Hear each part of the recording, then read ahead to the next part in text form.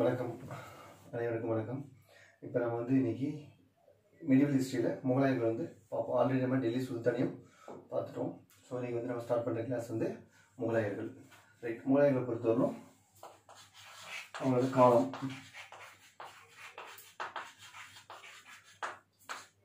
1526 1857, ஏறத்தாழ 300 ஆண்டுகள் ஆட்சி பண்ணியிருக்காங்க. ஸோ அந்த ஏறத்தாழ 300 ஆண்டுகள் நிறைய ஆட்சியாளர்கள் ஆட்சி பண்ணியிருக்காங்க. அதில் முக்கியமாக நம்ம ஒரு 6 பேர்த்த மட்டும் பார்க்க போகிறோம். ஏன்னா நம்ம சிலபஸில் அவங்க தான் இருக்கிறாங்க. ஸோ அவங்கள ஃபஸ்ட்டில் பாபர், முகலாய பேரரசை தோற்றுவித்தவர் பாபர், முதல் அரசர். அவரோட மகன் தான் ஹுமாயூன், அவருக்கு அப்புறம் ஆட்சியாளர் ஹுமாயூன். ஹுமாயூனோட மகன் தான் அக்பர், மூன்றாவது ஆட்சியாளர். அக்பரோட மகன் ஜஹாங்கீர், இவர் 4வது ஆட்சியாளர். ஜஹாங்கீரோட மகன் தான் ஷாஜஹான்.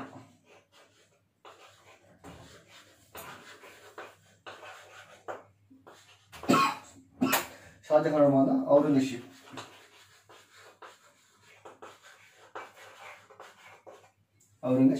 ஸோ இந்த முக்கியமான ஒரு 6 அரசர்களை பற்றி நம்ம இப்போ பார்க்க போகிறோம். ரைட், இதை பொறுத்தவரை பாபரோட காலம் 1526 ஆரம்பிச்சு 1530 முடியுது. அவர் இறந்துறாரு. ஸோ அதுக்கப்புறம் ஆட்சிக்கு ஹுமாயூன், அவரோட காலம் 1530 1540 வரணும்.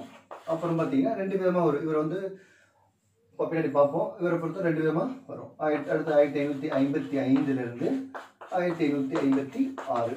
ஸோ இன் பிட்வீன் இதுக்கு இடைப்பட்ட காலம் பார்த்தீங்கன்னா சூர் இடைவெளின்னு சொல்லுவோம். 1540 to 1555 சூர் மரபு.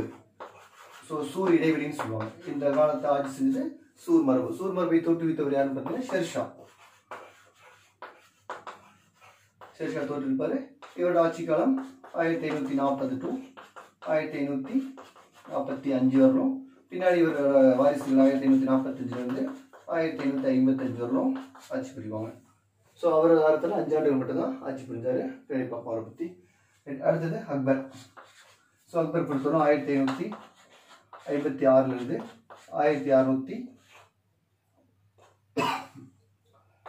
வரும். ஜஹாங்கீர் 1605 1627 வரணும். ஷாஜஹான் 1627 1658 வரணும். இவர் ஆட்சி காலம். அவுரங்கசீப் 1658 1707 இறப்பார். ஸோ முக்கியமான அரசர்கள். ஸோ முகலாய பேரரசின் முதல் அரசர், ஃபர்ஸ்ட் கிங், முதல் அரசர் அடிக்கடி கேட்பாங்க. அது முகலாய பேரரசை தோற்றுவித்தவர்னு கேட்பாங்க. முதல் அரசர் எல்லாத்துக்குமே தெரியும், பாபர். ஸோ கடைசி அரசர், லாஸ்ட் கிங்,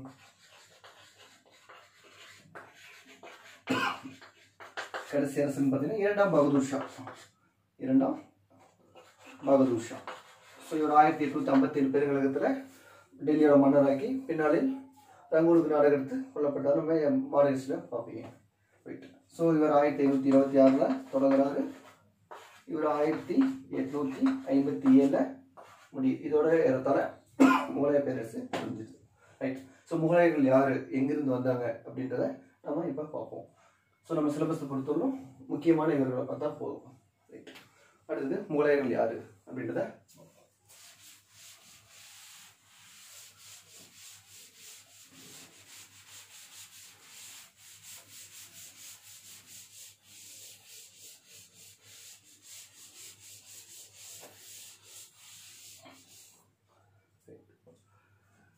ஸோ முகலாயர்களை பொறுத்தவரைக்கும் இப்போ இந்தியா இங்கே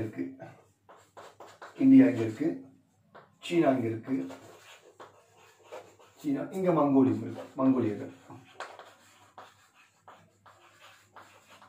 இங்கே மங்கோலியர்கள் இருக்காங்க. அதுக்கப்புறம் பார்த்தீங்கன்னா இங்கே காபுல், இங்கே பர்கானா,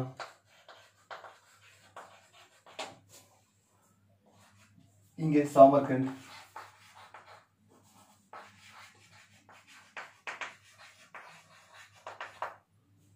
இங்கே பார்த்தீங்கன்னா அடுத்தது ஹீரத், அடுத்தது இங்கே பார்த்தீங்கன்னா துருக்கி ஆட்டோமேட்ஸ், துருக்கி. அது பார்த்தீங்கன்னா ஆட்டோமன் எம்பையர் பேரரசு, ஆட்டோமன் எம்பையர் பேரரசு. இங்கே சபாவித் பேரரசு ஈரான்ல, ஈரான் சபாவித் பேரரசு, சபாவித் எம்பையர். ஸோ சபாவித்தில் ஷா இஸ்லாம் ஆட்சியாளராக இருக்கிறாரு. ஷா இஸ்லாம் இவர் தான் இங்கே ஆட்சியாளராக இருக்கிறாரு. ஷாமர்கண்டில் ஷைபானி கான், சைபானி கான்.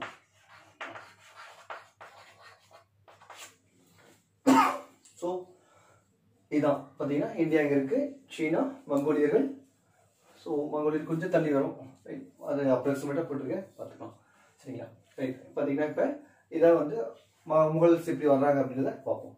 ஸோ இந்த மங்கோலியர்கள் 13ஆம் நூற்றாண்டில் பார்த்தீங்கன்னா 13ஆம் நூற்றாண்டில் ஏறத்தாழ இங்கிருந்து சாமர்கண்ட், பர்கானா, ஹீரத், துருக்கி, இந்த மத்திய ஆசியா ஃபுல்லாகவே ஏறத்தாழ மத்திய ஆசியா ஃபுல்லாகவே ஆட்சி பண்ணியிருப்பாங்க செங்கிஸ்கான் காலத்தில், ரைட். ஸோ இந்த மங்கோலியர் வழி வந்தவங்க தான் இந்த துருக்கியர்கள், சரிங்களா, ரைட். ஸோ செங்கிஸ்கான் இறப்புக்கு அப்புறம் பார்த்தீங்கன்னா இந்த பேரரசு உடஞ்சிரும், சிறு சிறு அரசுல உடஞ்சிரும். ஸோ இப்போ என்ன நடக்கும் பார்த்தீங்கன்னா பாபர், பாபரோட தந்தை, பாபரின் பெற்றோர் பார்த்தீங்கன்னா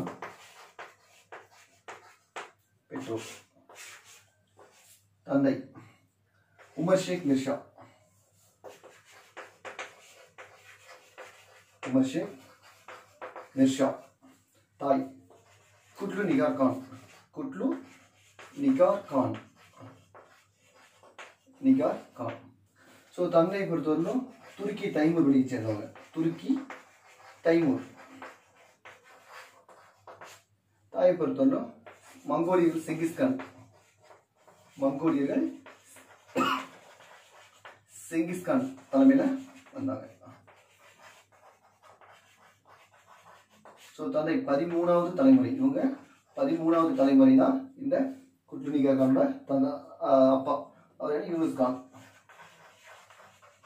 யூனுஸ் கான் அதாவது பாபரோட தாத்தா, பாபரோட தாத்தா குட்லு நிகாரோட தந்தை. ஸோ உமர் ஷேக் மிர்சா, துருக்கி தைமூர் 5வது தலைமுறை, 5th தலைமுறை, ரைட். ஸோ மங்கோலியர்கள் பார்த்தீங்கன்னா முரட்டு வீரர்கள்.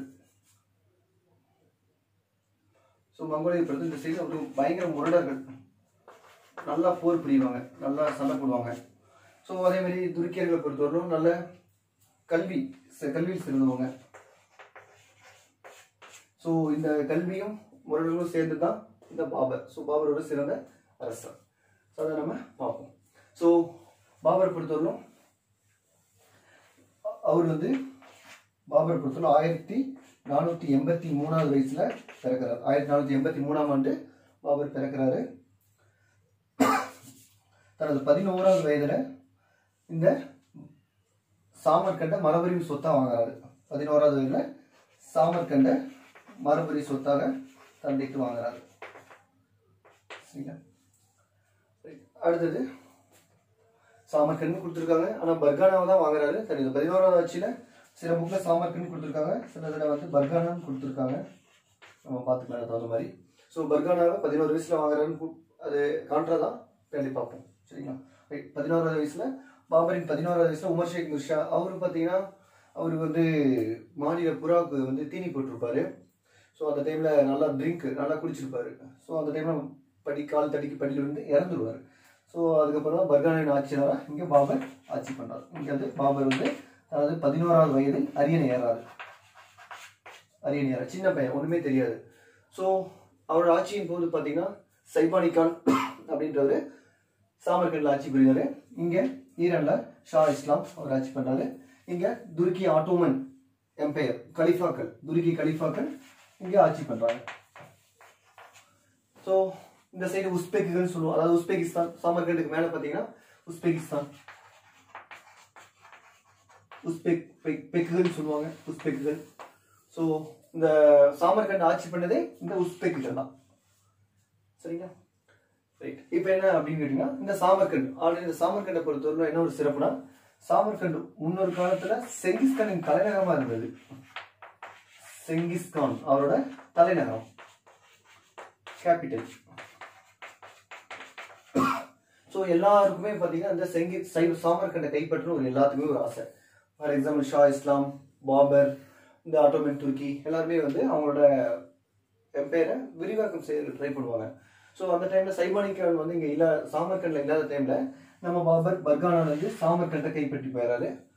அதுக்கப்புறம் சைபானி கான் வராரு. சைபானி கான் என்ன பண்றாரு, பாபரை அடிச்சு துரத்தி ஆட்சியை பிடிச்சிடாரு. ஸோ திரும்ப பர்கானாக்கு வரும்பொழுது பாபரோட சொந்தக்காரங்களே அந்த ஆட்சியை பிடிச்சிடறாங்க.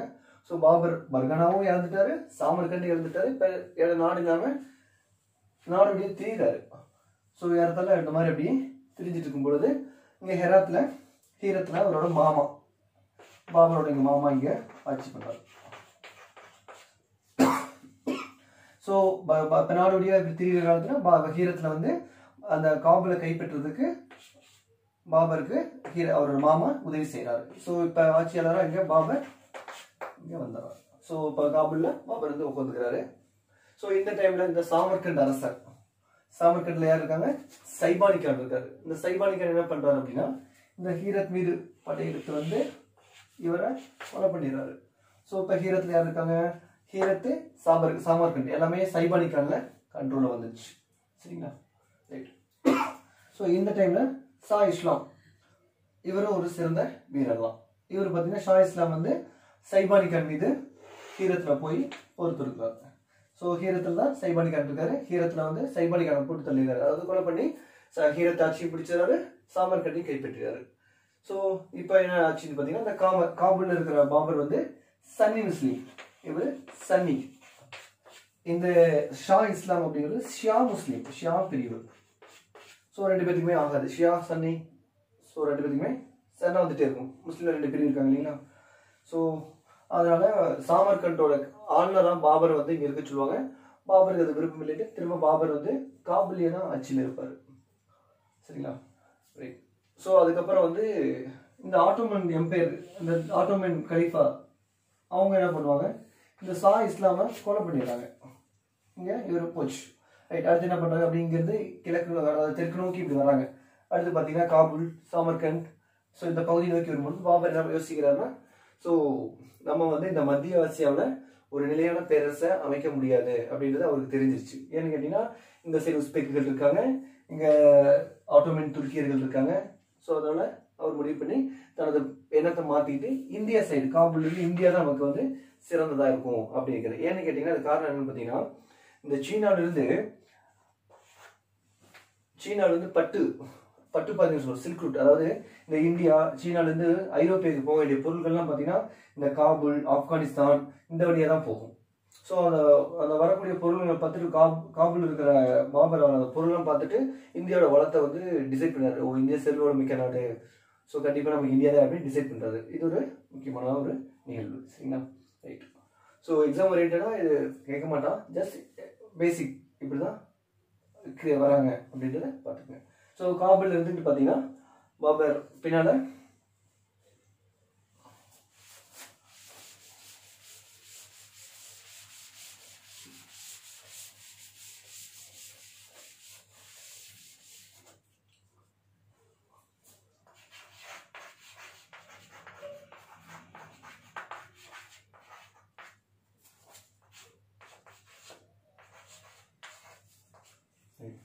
ஸோ இப்போ பாபர் பார்த்தீங்கன்னா காபூலில் இருக்கிறாரு. 1519 1524 வரணும் ஏறத்தாழ 5 முறை இந்தியா மீது படையெடுக்கிறார். 5 முறை பார்த்தீங்கன்னா ஷியால்கோட், போரா, லாகூர். ஸோ இந்த பகுதியெல்லாம் கைப்பற்றி ஆட்சி பண்ணுவார். அதுக்கப்புறம் பார்த்தீங்கன்னா சிந்து பகுதியை தாண்டி ஒரு சின்ன அரசு அமைப்பார். சிந்து நதியை தாண்டி ஒரு சிற்றரசு அமைப்பார், ஒரு சின்ன அரசை உருவாக்குவார். ஆனால் அதுக்கப்புறம் லாகூரை தாண்டி இந்தியாவுக்கு வரல. அதுக்கான காலத்துக்காக வெயிட் பண்ணிட்டு. ஸோ அந்த டைமில் ஒரு அழைப்பு அவருக்கு. என்ன அழைப்புன்னு பார்த்தீங்கன்னா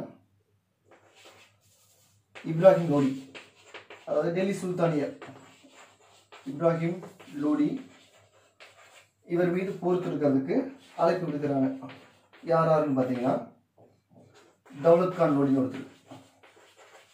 தௌலத் கான் லோடி இவர் யாருன்னு பார்த்தீங்கன்னா இந்த இப்ராஹிம் லோடியோட கண்ட்ரோல் இருக்கிற பஞ்சாப் ஆளுநர். இவர் பஞ்சாப் கவர்னர், பஞ்சாபோட ஆளுநர் தான் இந்த இப்ராஹிம் லோடி. இவங்க 2 பேருக்கு ஆகாது அடிக்கடி. இப்ராஹிம் லோடிக்கு தௌலத் கான் லோடிக்கு ஆகாது. ஸோ தௌலத் கான் லோடியோட மகன் தில்வர் கான் லோடின்னு ஒருத்தருப்பாரு. அவரை இவர் கொடுமைப்படுத்துவார். ஸோ அது இல்லாமல் இப்ராஹிம் லோடியோட ஆட்சி இந்துக்களுக்கும் பிடிக்காது, ஆப்கானிய பிரபுக்களுக்கும் பிடிக்காது. ஸோ மக்கள் ரொம்ப சிரமப்படுவாங்க இவர் ஆட்சி காலத்தில். ஸோ அதனால என்ன பண்ணுறாங்கன்னா அவர் மீது போர் தொடுக்க தௌலத் கான் லோடி பாபருக்கு அழைப்பு விடுக்கிறார். பாபர் எப்படா ஒரு வாய்ப்பு கிடைக்குன்னு காத்திருக்கிற நேரத்தில் அழைப்பு தானாக வருது.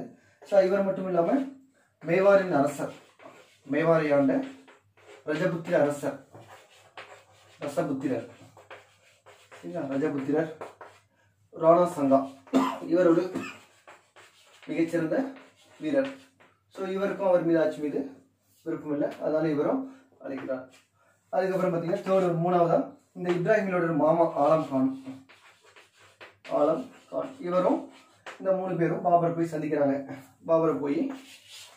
பாபரை காபூலில் போய் சந்திக்கிறாங்க. காபூலில் சந்திச்சு இந்த மாதிரி இப்ராஹிம் லோடி மீது படையெடுத்துட்டு வாங்க அப்படின்னு 3 பேரும் சொல்றாங்க. ஸோ அதுக்கான காலத்தை பாபர் காத்துட்டு இருக்கிறது அவருக்கு ஒரு வாய்ப்பு கிடைச்சிது. ஸோ இப்போ என்னன்னு பார்த்தீங்கன்னா 1525 ஃபர்ஸ்ட் பாபர் அழைப்பு விடுத்து முதல் நபர் தௌலத் கான் லோடி தான் அழைப்பு ஃபர்ஸ்ட் விடுத்தாரு.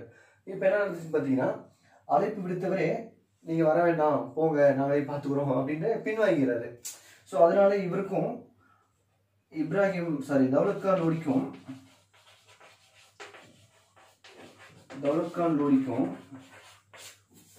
பாபருக்குமே ஒரு சண்டை நடக்குது. எங்க நடக்குதுன்னு பார்த்தீங்கன்னா லாகூர்ல நடக்குது. ஸோ இந்த போர்ல பார்த்தீங்கன்னா தௌலத் கான் லோடி தோற்கடிச்சாரு, பாபர் ஜெயிச்சாரு. சரிங்களா? ஸோ அதுக்கு அடுத்தமா என்ன பண்றாங்கன்னா முதல் பானிபட் போர். அடுத்தது தௌலத் கான் லோடி இவரோட மேலாண்மை ஏற்றுக்கிட்டு இவரோடவே இருக்கிறார். அடுத்ததா முதல் பானிபட் போர்.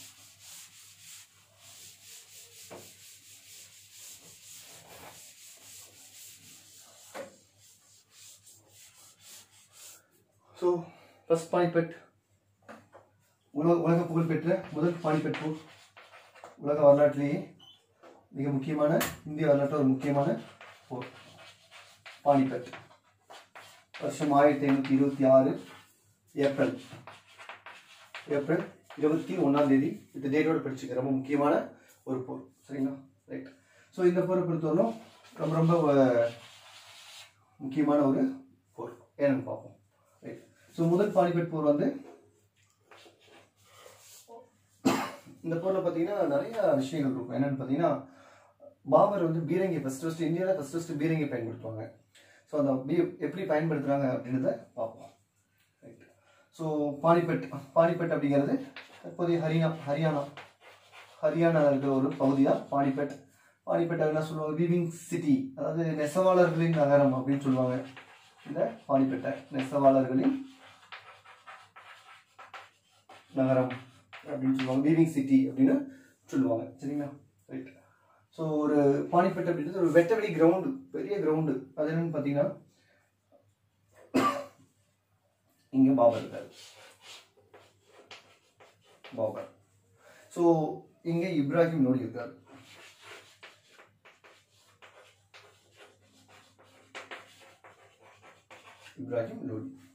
ஸோ இவங்ககிட்ட ஏறத்தாழ 1,00,000 படை வீரர்கள், 1000 யானைகள் இவங்ககிட்ட இருக்கு. 1,00,000 படை வீரர், இவங்ககிட்ட 1000 யானைகள் இருக்கு. பாபர்கிட்ட வெறும் 12,000 வீரர்கள் தான் இருக்காங்க. 12,000 படை வீரர் தான் இருக்காங்க. முக்கியமா அதுக்கடுத்து பாத்தீங்கன்னா 730 பீரங்கி படையை வச்சிருக்காரு. ஸோ இந்தியா ஃபர்ஸ்ட் இது ஒரு முக்கியமான ஒரு நிகழ்வு.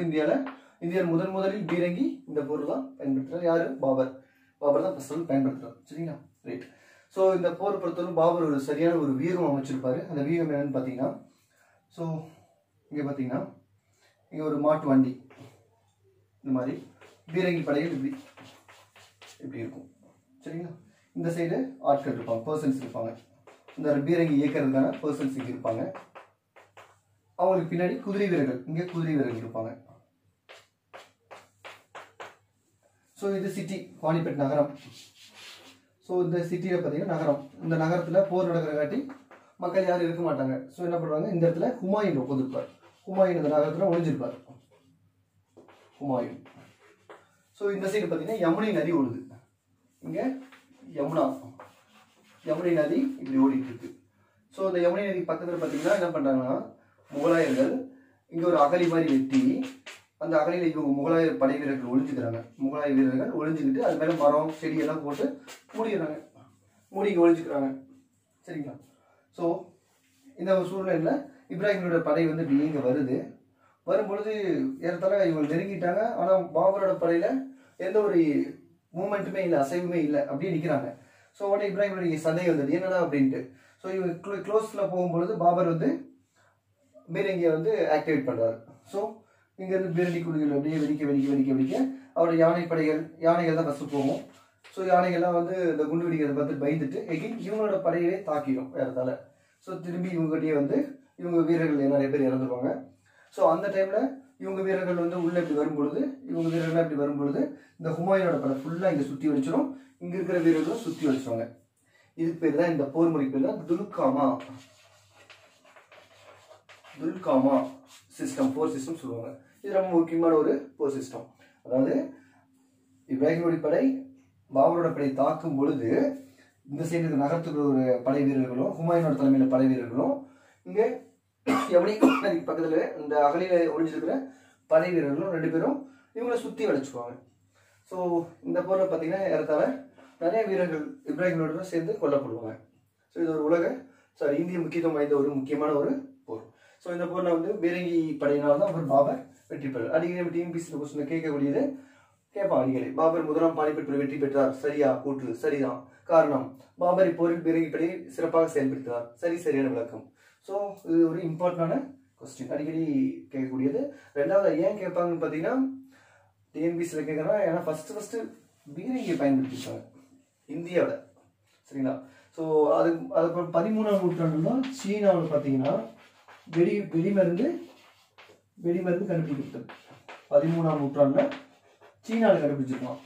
ஃபர்ஸ்ட் வெடிமருந்து கண்டுபிடிச்சது சீனர்கள். 14ஆம் நூற்றாண்டில் தான் எங்கே வந்துச்சுன்னு பார்த்தீங்கன்னா ஐரோப்பாவுக்கு போச்சு. ஐரோப்பாவில் வந்து துருக்கியிலேருந்து ஆப்கானிஸ்தான், இந்தியா. ஸோ இப்படிதான் பீரங்கி படை வந்துச்சு. சரிங்களா? ஸோ துல்காமா போர் முறை அப்படின்னு சொல்லி தான் சொல்லுவோம். ஸோ அந்த பீரங்கி படை ராணுவ படைக்கு என்ன பீரங்கி வந்து ரூமி முறைன்னு சொல்லுவாங்க. ரூமி முறைன்னு சொல்லுவோம். அந்த ராணுவ படைப்பிரிவு பேரு ஆர்டிலரி அப்படின்னு சொல்லுவோம். ராணுவ பிரிவு, இந்த ராணுவ பிரிவு பேரு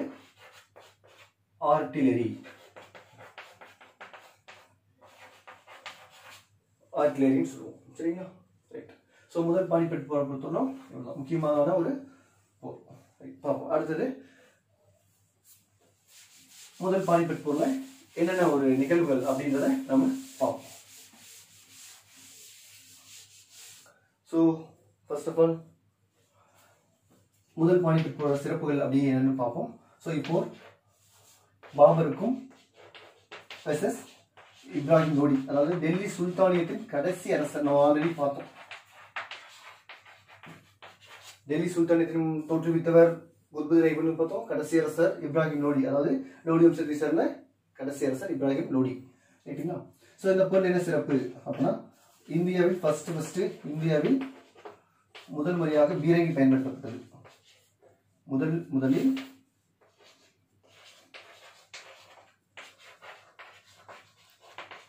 பீரங்கி பயன்படுத்தப்பட்டது. சரிங்களா? ஸோ அந்த ராணுவ பிரிவு, பீரங்கி பயன்படுத்திய ராணுவ பிரிவுக்கு பேரு ஆர்டிலரி. அந்த போர் முறைக்கு பேரு பீரங்கி பயன்படுத்திய போர் முறை,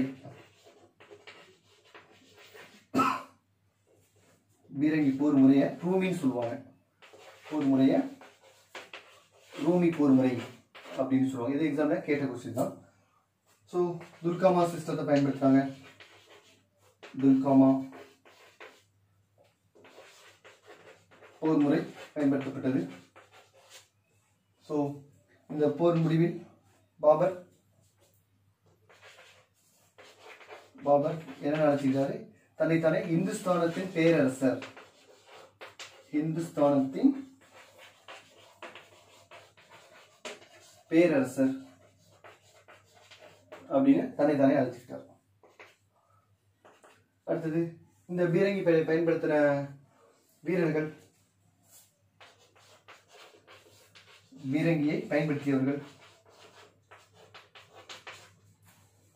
உஸ்தாத் அலி அண்ட் முகமது முஸ்தபா. ஸோ இவங்க 2 பேர் தலைமையில் தான் உஸ்தாத் அலி மற்றும் முஸ்தபா. இது எக்ஸாம்ல கேட்ட கொஸ்டின். ஸோ இதே இதில் குதிரைப்படைக்கு தலைமை வகுத்தது, குதிரைப்படைக்கு தலைமை வகித்தவர் அப்துல் அஜீஸ்.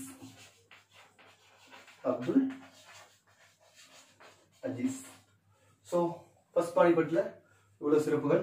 இந்த பானிபட் பார்த்தீங்கன்னா, பானிபட் எங்கே இருக்குது அப்படின்னா ஹரியானா, தற்போதைய ஹரியானா இருக்கு. ஒரு வெட்டவெளி கிரவுண்டு, வெட்டவெளி மைதானம், சரிங்களா, பெரிய கிரவுண்ட் அது. ஸோ கேட்க வாய்ப்பு இருக்கு. பானிபட் வீவிங் சிட்டி, தேசவாளர்களை நகரம்னு சொல்லுவோம், அதுவும் பார்த்துக்குங்க. ரைட். ஸோ ஃபர்ஸ்ட் பானிபட்டில் என்ன நிகழ்வு? இப்ராஹிம் லோடிக்கும் பாபருக்கு மணிக்கும் பாபர் வந்து வெற்றி பெற்றார். இந்தியர் முதல்ல பீரங்கி இந்த பொருள் தான் பயன்படுத்தியிருக்காங்க. ஸோ அந்த ராணுவ பிரிவு, பீரங்கி பயன்படுத்திய ராணுவ பிரிவுக்கு பேர் ஆர்ட்லரி அப்படின்னு சொல்லுவோம். அடுத்து பீரங்கி வந்து அந்த போர் முறைக்கு ரூமி போர் முறை அல்லது இப்படி சொல்லுவோம், துல்காமா ஃபோர்ஸஸ்ன்னு சொல்லுவோம். பாபர் வந்து இந்த இதில் இந்துஸ்தானத்தின் பேரரசர் அப்படின்னு நினைச்சிட்டாங்க. அவர் தானே பட்டம் சுட்டிக்கிறாரு, இந்துஸ்தானத்தின் பேரரசர். ஸோ அவரோட கனவு என்ன? மத்திய ஆசியாவில் நம்மளோட ஒரு பெரிய பேரரசை இது பண்ணணும் அப்படின்னு ஒரு கனவு இருக்கும். காரணம் என்னன்னு பார்த்தீங்கன்னா, அவர் வந்து தாய் வழியில மங்கோலியத்தையும் தந்தை வழியில துருக்கி தைமூர்லேருந்து வந்திருக்காங்க. ஸோ அவர் வந்து செங்கிஸ்கான் வழியில வந்தாங்காட்டி அவங்க அந்த தைமூர் ஆல்ரெடி பார்த்தீங்கன்னா இவங்களோட முன்னோர்கள் தைமூர் பார்த்தீங்கன்னா இந்தியா மீது ஆல்ரெடி படையெடுத்திருப்பாங்க. அவங்க படையெடுத்து பஞ்சாபை கைப்பற்றிருப்பாங்க. ஸோ ஒரு அந்த காலத்தில் நடந்த சம்பவத்தை பற்றி ஒரு பாட்டி, 111 வயசுடைய ஒரு பாட்டி, ஒரு வயதுடைய ஒரு மூதாட்டி பாபருக்கு வந்து சொல்லுவாங்க, இந்த மாதிரி வந்து துருக்கியிலேருந்து தைமூர் வந்து உங்கள் வம்சத்தை சேர்ந்தவங்க பஞ்சாபில் வந்து இந்தியா மீது படைத்து பஞ்சாபை கைப்பற்றுறாங்க அப்படின்னு சொல்லுவாங்க. ஸோ அந்த கதையெல்லாம் கேட்கும்பொழுது இந்தியா நம்மளும் இது பண்ணணும் அப்படின்னு அவருக்கு ஒரு ஆசை. ஸோ கிட்டத்தட்ட அது நிறைவேறிச்சு. அதனால தான் ஹிந்துஸ்தானத்தின் பேரரசர் அப்படின்னு இது பண்ணுறாரு. ஸோ இதுக்கு அடுத்து என்ன அப்படின்னு பார்த்தீங்கன்னா, ஸோ இவரை பொறுத்தவரைக்கும் போருக்கு அழைத்தது யாரான்னு பார்த்தோம், தௌலத் கான் லோடி, அப்புறம் ராணா சங்கா, மேவாரரசர் ராணா சங்கா, அப்புறம் பார்த்தீங்கன்னா ஆலம் கான், அவரோட மாமா, இப்ராஹிமோட மாமான்னு பார்த்தோம். ஸோ இப்போ இந்த மேவாரரசர் அவர் ஒரு சிறந்த வீரர். ஏன்னா அவர் ஒரு ரஜபுத்திர கூட்டமைப்போட தலைவராக இருப்பார். ரஜபுத்திரர்கள்லாம் ஒன்று சேர்ந்து ஒரு கூட்டமைப்பை ஏற்படுத்தி தான் இது பண்ணுவாங்க. ஸோ அந்த கூட்டமைப்பின் தலைவர் யாருன்னா இந்த ராணா சங்கா. ஸோ இவர் வந்து இந்த பொருளை ஹிந்துஸ்தானத்தின் பேரரசர் அப்படின்னு இவரை அறிவிச்ச பொழுது தௌலத் கானோடையும் ராணா சங்காவை என்ன நினைச்சிருப்பாங்க அப்படின்னா, பாபர் வருவாரு, இப்ராஹிமை போட்டு தள்ளிட்டு காபூலுக்கு போயிடுவாரு அப்படின்னு நினைச்சாங்க. ஆனால் பாபரோட என்ன பிறந்து நம்ம இந்தியாவில் ஆட்சி அமைக்கணும் அப்படின்னு அவர் முடிவு பண்ணிட்டாரு. ஸோ இந்துஸ்தானத்தின் பேரரசர் என்ன அறிவிச்சதுக்கு அப்புறம் அடுத்தது ராணா சங்கா மீது போர் தொடுக்கிறார். ஸோ அடுத்த போர் கான்வா போர்.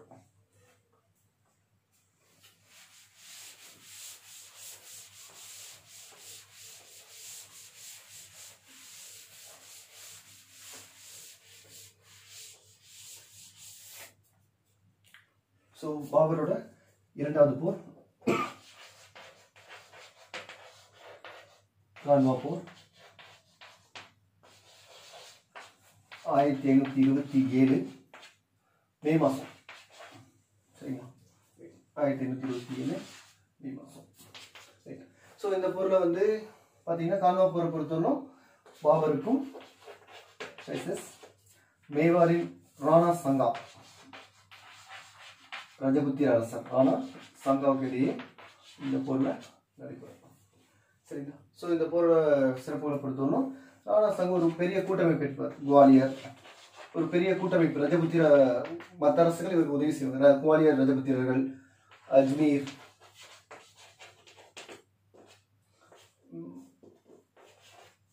சந்தேரி, மாலவம். ஸோ ஸோ இந்த ரஜபுத்திர அரசர்களும் ராணா சங்காவுக்கு சப்போர்ட் பண்ணுவாங்க, இவங்களோட படைகளும் கொடுத்து வருவாங்க. ஸோ பாபர் பொறுத்தவரையிலும் as usual பீரங்கி பயன்படுத்துவார். ஃபர்ஸ்ட் பானிபட்டில் பயன்படுத்தும் போது அதே பீரங்கி ரூமி போர் முறையை பயன்படுத்துவார். சரிங்களா? ரைட்.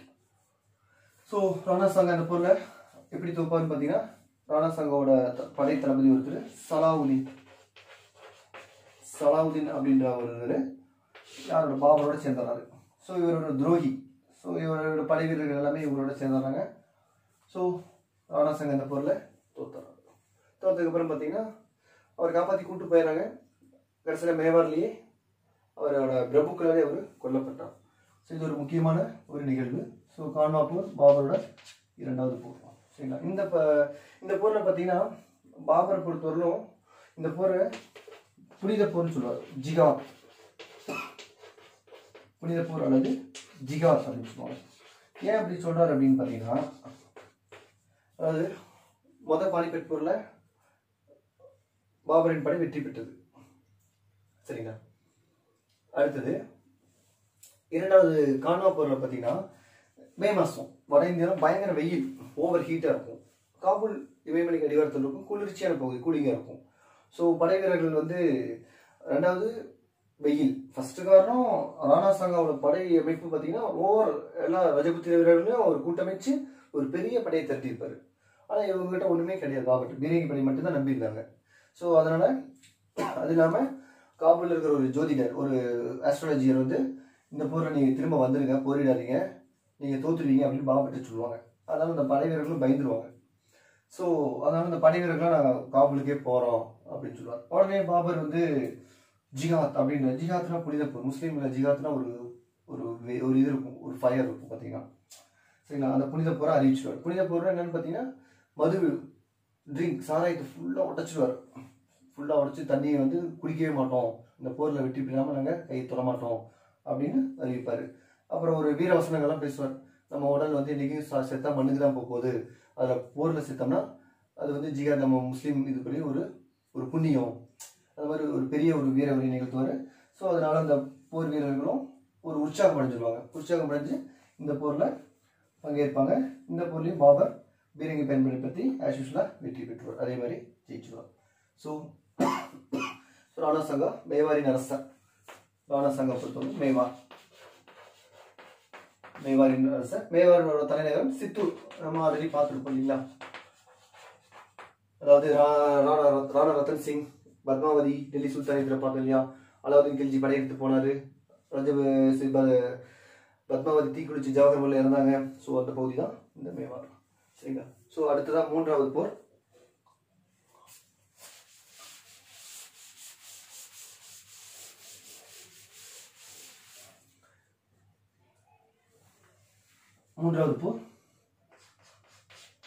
சந்தேரி போர்.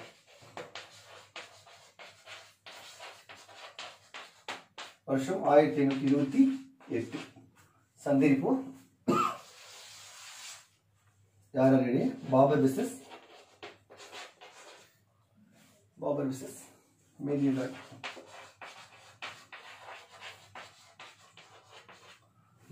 ராய். அதாவது மேதினி ராய் பார்த்தீங்கன்னா மாலவத்தை ஆண்ட மேதினி ராய். போர் நடக்கிற இடம் சந்தேரி போர். சந்தேரி இடத்துல நடைபெறும். இவர் ஒரு ரஜபுத்திரர். ரஜபுத்திர அரசர். ஸோ இவங்க படையில் வெறும் 6000 வீரர்கள் தான் இருப்பாங்க. ஸோ இதில் பீரங்கி பயன்படுத்த மாட்டார். ஆஸ் யூஷுவலாக வெறும் போர் வீரர்கள் மட்டும்தான் இருப்பாங்க, பீரங்கி பயன்படுத்த மாட்டார். ஸோ இந்த போர் 6 to 7 நாள் நடைபெறும். ஸோ இந்த போரில் ரஜபுத்திரர்கள் தோற்றுருவாங்கன்னு தெரிஞ்சு என்ன பண்ணுவாங்கன்னா, அந்த ரஜபுத்திர வீரர்கள் அவங்களோட மனைவி குழந்தைகள் எல்லாத்தையுமே கொன்று தீயில தள்ளி விட்டுருவாங்க. ரெண்டாவது இந்த ரஜபுத்திர போர் வீரர்களும் அவங்களோட ட்ரெஸ்ஸை வந்து நிர்வாணமாக கழட்டிட்டு முகலாயர்களோட சண்டை போடுவாங்க, தோற்றுருவாங்க. ஸோ இந்த போரில் பெருசாக ஒன்றும் கிடையாது. ஆண்டு பார்த்துருக்கு 1528 மேதினி ராய் மாலவத்தி ஆண்ட. மேதினி ராய் எந்த நாட்டு அரசு கேட்டால் மாலவத்தின் அரசர். அடுத்து 4வது போர், கடைசி போர். ஸோ கடைசி போர் பொறுத்தவரைக்கும் கோக்ரா அல்லது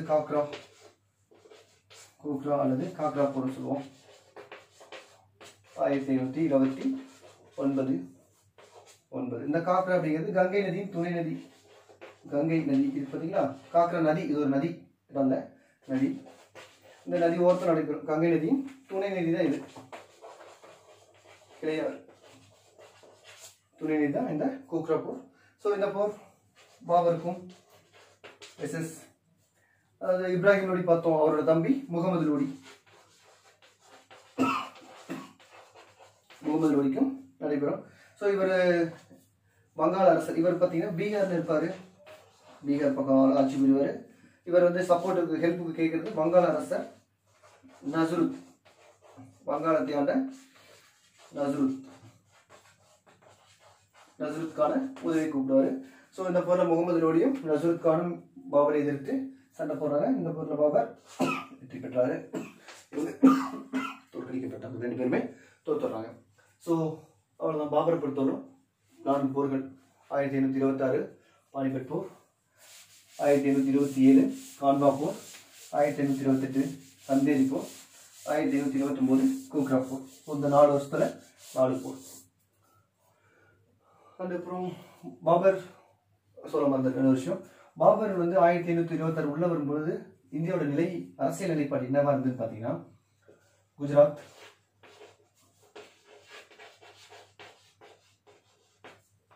டெல்லி, பீகார்,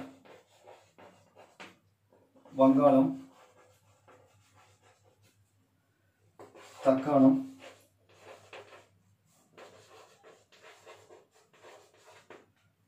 மேவார்,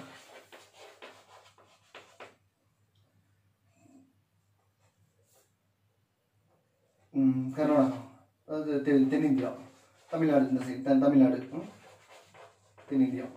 ஸோ தென்னிந்தியாவில் சமகால ஆட்சியாளர் பாபரோட சமகாலத்தை அவர் யாருன்னு கேட்டீங்கன்னா, தமிழ்நாட்டில் கிருஷ்ணதேவராயர், கிருஷ்ணதேவராயர். இங்கே வங்காளத்தில் நஸ்ருத் கான் இருப்பார், நஸ்ருத் கான். இங்கே ஆப்கானியர்கள், இங்கே ராணா சங்கா, இங்கே பகதூர் ஷா. ஸோ மாலவம், முகமது ஷா. ஸோ பாபர் உள்ள வரும்பொழுது டெல்லியில் இப்ராஹிம் லோடி. ஸோ 1 முஸ்லீம்கள், 1 2 3 தக்காணம், அதாவது பாமினி அரசு ஆட்சி புரியும். 4 வங்காளம், 5 முஸ்லீம் அரசுகளும், சரிங்களா. 1 2 3 4 ஆப்கானி, பீகார் 5 முஸ்லீம் அரசுகளும், 2 இந்துக்களும், இந்த அரசு ரஜபுத்திரர் ராணா சங்காவும், இந்த சைடு இந்தியாவில் கிருஷ்ணதேவராயரும் ஆட்சி பண்ணுவாங்க. ஸோ பாபரின் இந்திய வருகையின் போது இதான் இந்தியாவோட அரசியல் நிலைப்பாடு, தெரிஞ்சு வச்சுக்கோங்க.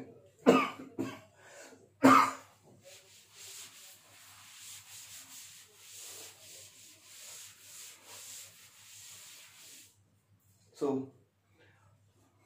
அடுத்தது பார்த்தீங்கன்னா பாபரை பொறுத்தவரை அடுத்தது அவரோட சுயசரிதை துசிக்கி பாபரி.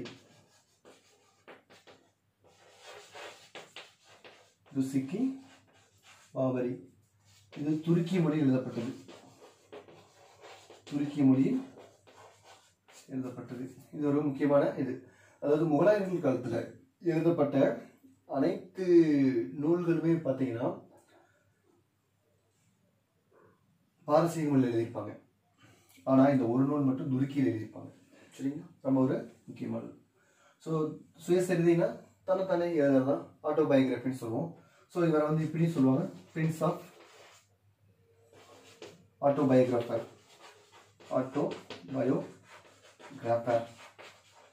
அப்படின்னு சொல்லுவாங்க. ஏன்னு கேட்டீங்கன்னா, இந்த சுயசரிதையில்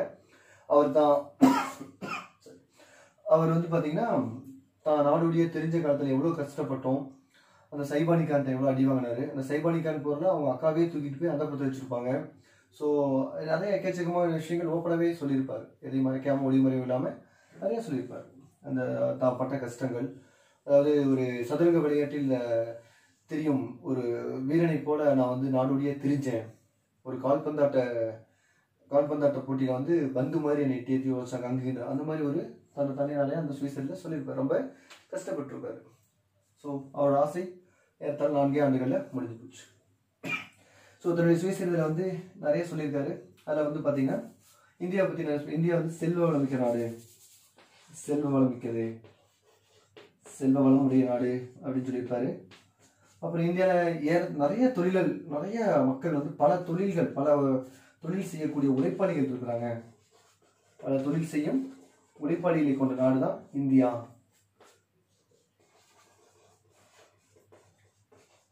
கொண்ட நாடு இந்தியா. அதெல்லாம் பார்த்தீங்கன்னா தாவரங்கள், இந்தியாவோட தாவரங்கள், விலங்குகள், இதெல்லாமே அவரோட சுயசரிதில் ஓப்பனாகவே சொல்லியிருப்பார். எந்த ஒரு ஒளிமறைவும் இல்லாமல் நிறைய சொல்லியிருப்பார். சரிங்களா? ஸோ இதான் சுயசரிதியை பொறுத்தவரைக்கும் துசுகி பாபரி, அது வந்து துருக்கி மொழியில் எழுதப்பட்டது. பிரின்ஸ் ஆஃப் ஆட்டோபயோகிராஃபர், சுயசரிதியின் இளவரசர் அப்படின்னு சொல்லலாம். ஸோ அடுத்தது இந்தியா அந்த சுயசரிதியில் என்ன சொல்லியிருப்பாரு பார்த்தீங்கன்னா, செல்வ வளமிக்க நாடு இந்தியா. ஸோ இந்தியாவில் எண்ணற்ற தொழில் செய்யக்கூடிய பல உழைப்பாளிகள் இருக்கிறான்னு சொல்லியிருப்பாரு. அடுத்து பார்த்தீங்கன்னா தாவர விலங்குகள் பற்றி சொல்லியிருப்பார். சரிங்களா? அடுத்தது பாபரோட இறப்பு பற்றி ஒரு சில கருத்துக்கள் இருக்கு. என்னன்னு கேட்டீங்கன்னா, அந்த முதல் பானிபட் போர் பார்த்தீங்களா, அந்த முதல் பானிபட் போர்ல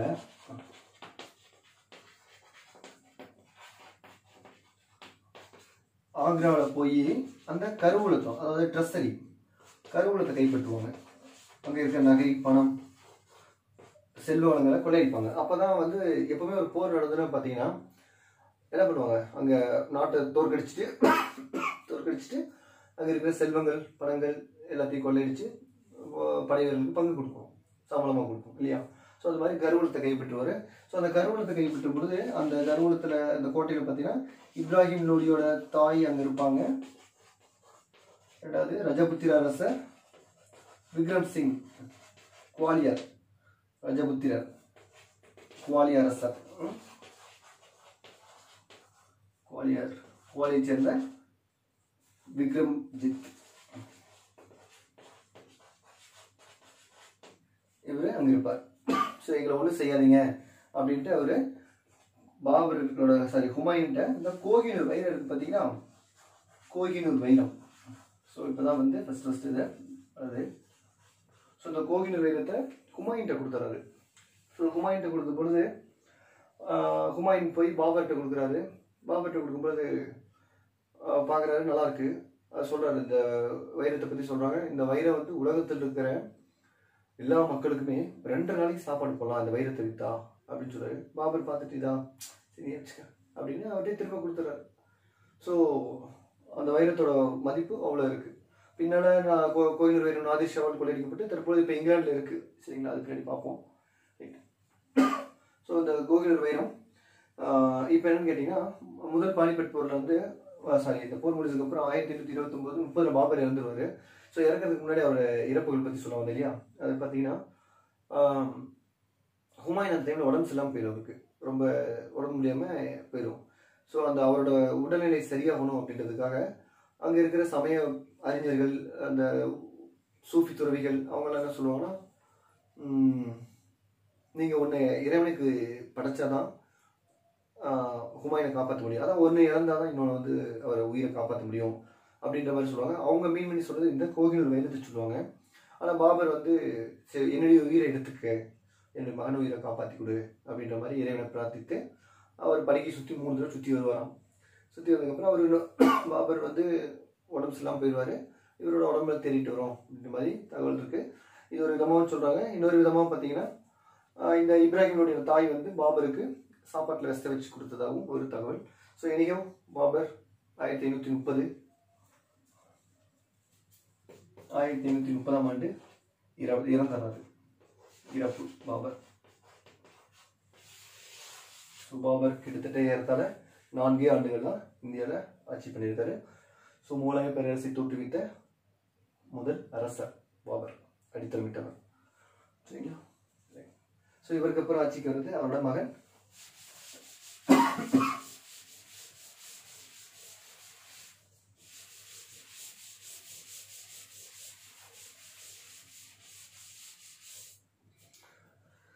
இவருக்கு அப்புறம் ஆட்சிக்கு வருது அவரது மகன் ஹுமாயூன். ஹுமாயூன் 1530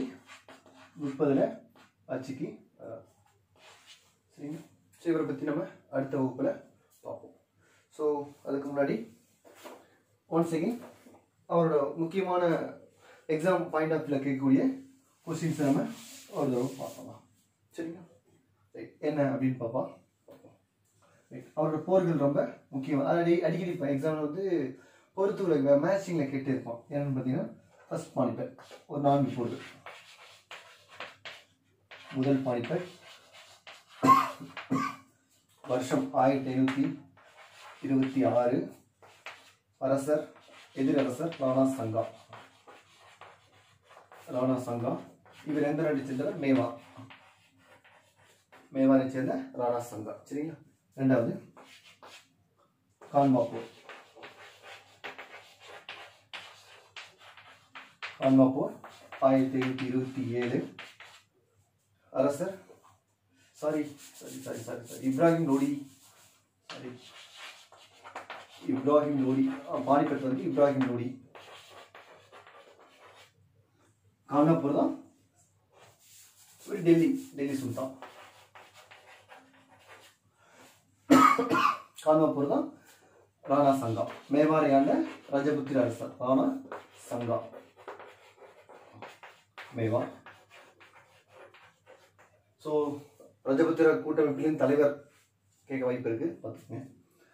அடுத்து மூன்றாவது சந்தேரிப்பூர் 1728. அரசர் மேதினி ராய். ஆட்சி பகுதி மாலவத்தை ஆண்டவர். மாலவம்.